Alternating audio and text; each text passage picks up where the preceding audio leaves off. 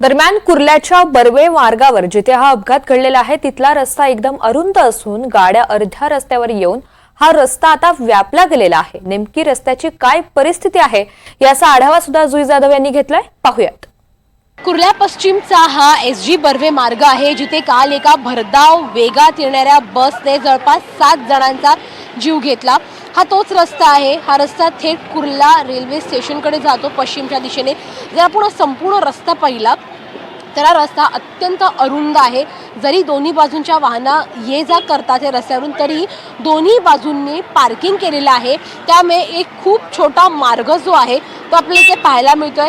गाड्या ज्या आपल्याला येताना दिसत आहेत त्या देखील हळूहळू ट्रॅफिकमधून बाहेर पडताना आपल्याला दिसत आहेत। एका अरुंद रस्त्यामध्ये ही भरधाव वेगाची बस शिरली आणि जवळपास 25 ते 30 वाहनांना फरफटत नेट 7 जणांचा जीव घेतला। जरी आरोपी ताब्यात आहे तरी त्याची चौकशी मात्र सुरू आहे। परंतु जे स्टेशनचे रस्ते असतात ते स्टेशनचे रस्ते अरुंद असतात आणि अशी जी मोठी मोठी वाहनं आहेत, म्हणजे आपल्याला हा ट्रक दिसतोय आता इथे आतमध्ये येताना, अशी जेव्हा वाहनं येतात तेव्हा शक्यतो त्यांची जी स्पीड असते, त्यांचा जो वेग असतो तो कमी असतो। मात्र या बस चालकाचा त्या बसवरचा ताबा सुटला आणि ती बस या अरुंद रस्त्यामध्ये भरधाव वेगात शिरली आणि जो काही पुढचा प्रकार आहे तो घडला। मात्र आता नेमकं या रस्त्यांच्या बाबतीत काही निर्णय घेतले जात आहेत का मुंबई महानगरपालिकेकडून किंवा सरकारकडून, हे देखील पाहणं महत्त्वाचं राहणार आहे। व्हिडिओ जर्नलिस्ट गौरव नाईक सह जुई जाधव, एनडीटीव्ही मराठी, मुंबई। असा घटनाक्रम ग्राफिक्सच्या माध्यमातून समजून घेऊया। बेस्टची 332 नंबरची बस कुर्ला रेल्वे स्थानकातून अंधेरीकडे जात होती। बसनं पादचाऱ्यांना आणि काही वाहनांना चिरडलं।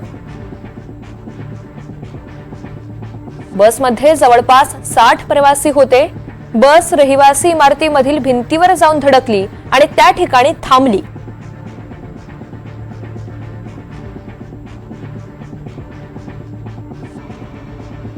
बसच्या संदर्भातील माहिती पाहूयात। 12 मीटर लांबीची इलेक्ट्रिक ही बस हैदराबाद स्थित ऑलेक्ट्रा ग्रीन टेकनं बनवलेली होती। बेस्टनं बस भाडे तत्वावर घेतलेली होती।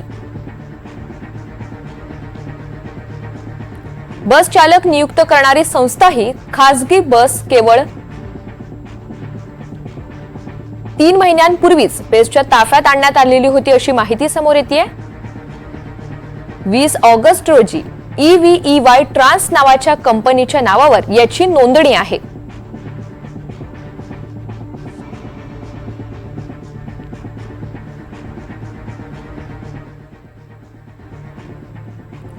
तर या घटनेच्या संदर्भातील 4 ही महत्त्वाची दृश्य आहेत। काल जवळपास 9:15 वाजता रात्री ही दुर्दैवी घटना घडली, त्याची सीसीटीव्ही दृश्य ही समोर आलेली आहेत। भरधाव वेगात ही बस जात होती आणि यामध्येच आतापर्यंत 7 जणांचा मृत्यू झालाय। थरकाप उडवणारी अशी ही सीसीटीव्ही फुटेजची दृश्य समोर आली आहेत। त्या अपघातानंतरची ही दृश्य आपण पाहतोय। अनेक वाहनांचा अक्षरशः चुराडा झाला। विविध वाहनांचे यामध्ये नुकसान झालेलं आहे। कार्स असतील, रिक्षा असतील यांचं प्रचंड नुकसान कुर्ला परिसरामध्ये झालेलं आहे। त्यानंतर जखमींना रुग्णालयामध्ये दाखल करण्यात आलं। कुर्लामधील भाभा रुग्णालयामध्ये त्यांना तातडीनं हलवण्यात आलेलं आहे। त्यानंतर रुग्णालयात इथे भरती केल्यानंतर काही जखमींना घाटकोपरच्या रुग्णालयामध्ये आणि सायनमधील रुग्णालयामध्ये सुद्धा हलवण्यात आलेलं आहे। सकाळचे ही दृश्य आपण कुर्ला बस स्थानकाची पाहतोय। कुर्ला बस स्थानक बंद ठेवण्यात आलेलं आहे। आज दिवसभर हे बस स्थानक बंद राहणार आहे।